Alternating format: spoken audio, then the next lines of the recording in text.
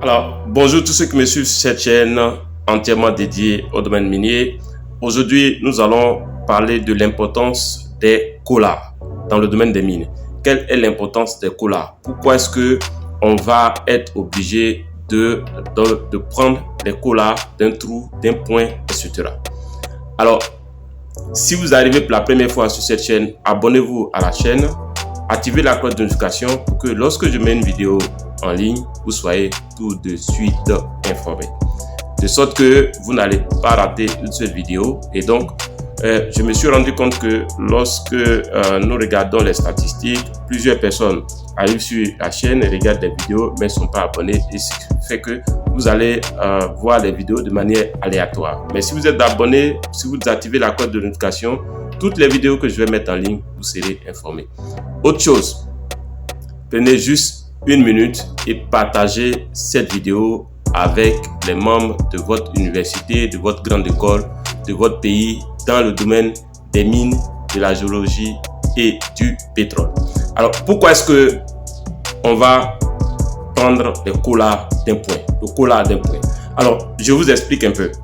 Lorsqu'on fait un programme, par exemple, de fourrage, ou bien un programme de sol, en tout cas, lorsqu'on fait un programme, on va générer depuis l'ordinateur, sans aller d'abord sur le terrain, on va générer depuis l'ordinateur ce qu'on appelle les coordonnées des points à échantillonner ou des coordonnées des points à fourrer. Donc, quels sont les avantages de prendre les collars? Donc, on va dire tout ça dans cette petite vidéo. Alors, donc, on génère d'abord, le géologue va générer les points. Ça peut être le géologue, ça peut être quelqu'un de cette compagnie qui est en charge de ce projet, va générer d'abord des points depuis le bureau à partir de son ordinateur. On appelle ça les coordonnées planifiées. Alors, ces coordonnées planifiées là, on va les mettre dans un GPS et aller sur le terrain. Par exemple, si c'est un programme de fourrage, pour aller, que ce soit en exploitation comme en exploration, c'est exactement la même chose. Donc, par exemple, l'exploitation, prenons des grues de contrôle. On veut faire des grues de contrôle, on va d'abord générer les coordonnées de ces points. Et même en matière de grues de contrôle, en termes d'exploitation, on aura besoin de l'aide de topographe pour être sûr qu'on a positionné le point comme il faut, là où il faut. Donc, on va générer d'abord ces points.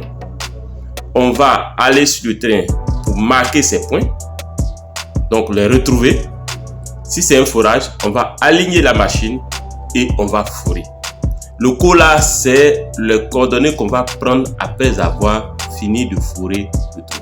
Donc, ce même trou dont on avait généré les coordonnées planifiées, donc les coordonnées à l'ordinateur, une fois on a positionné ce trou et qu'on l'a échantillonné ou on l'a fourré, on va prendre maintenant ce qu'on appelle le collar. Alors, quelle est l'importance du collar? Pourquoi est-ce qu'on prend le collar? Première chose, ce que le collar montre aux géologues, c'est que le point a été effectivement fourré. Premier avantage. C'est-à-dire, lorsque, par exemple, si moi j'envoie des techniciens sur le terrain aller positionner des points que j'ai générés à l'ordinateur, quand ils finissent d'échantillonner ce point, ils vont encore prendre maintenant les coordonnées une autre fois et ou bien prendre les coordonnées du point en question ou prendre les coordonnées du fourrage en question et ils vont nommer ce point et m'envoyer. Ce que je vais faire, je vais superposer le point planifié que je leur ai donné et les points que eux-mêmes ont pris sur le terrain.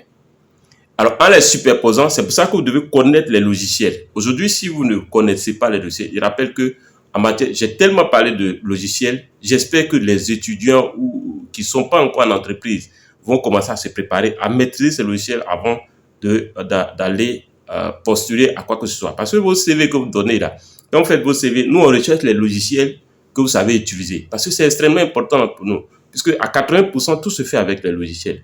Donc si votre CV, vous ne connaissez aucun logiciel, déjà c'est un handicap très grave pour vous. Ça va être difficile de vous sélectionner parce que ça suppose qu'on va venir encore vous montrer comment on utilise le logiciel, etc. Donc, si on a besoin de quelqu'un, si on a deux CV, celui qui a des connaissances dans un certain logiciel que nous utilisons déjà, il va avoir plus de chances que celui qui dit qu'il ne connaît aucun logiciel. Dans tous les cas, si on a vraiment besoin de vous, on va vous appeler, mais la sélection va se faire, va se faire aussi sur cette base.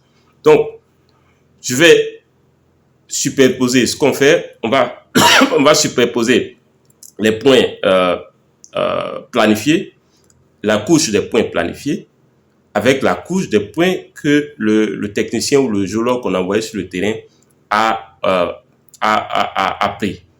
Donc, ça permet de savoir si effectivement le point qu'on a voulu qu'il échantillonne ou qu'il fore a été foré. Ça, c'est la première vérification.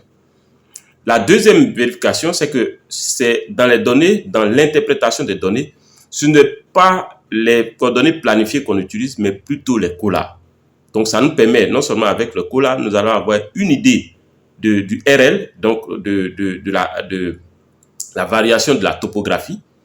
Et même, on va alors, cette topographie, cette variation de topographie-là, on va la superposer avec la variation de la topographie que les topographes viennent lever avec ce qu'on appelle le GPS différentiel. Donc, le collar nous permet d'affiner, d'abord, de nous assurer que le point a été foré, mais ça nous permet d'avoir une idée du comportement, du profil du terrain en termes de topographie. Et ce sont ces données maintenant que nous allons utiliser dans notre interprétation. D'accord? Ce ne sont pas les coordonnées planifiées qui ne contiennent pas de RL qu'on va utiliser, mais plutôt les collars qui permettent d'avoir le RL, qui est le niveau qui donne une idée de l'altitude par rapport au niveau le plus bas, c'est-à-dire au niveau de la mer. Donc, il est extrêmement important. Vous allez voir que votre géologue, votre chef de projet, il va insister sur ces choses-là parce qu'il a besoin de ça pour pouvoir faire cette interprétation et continuer à avancer dans le projet.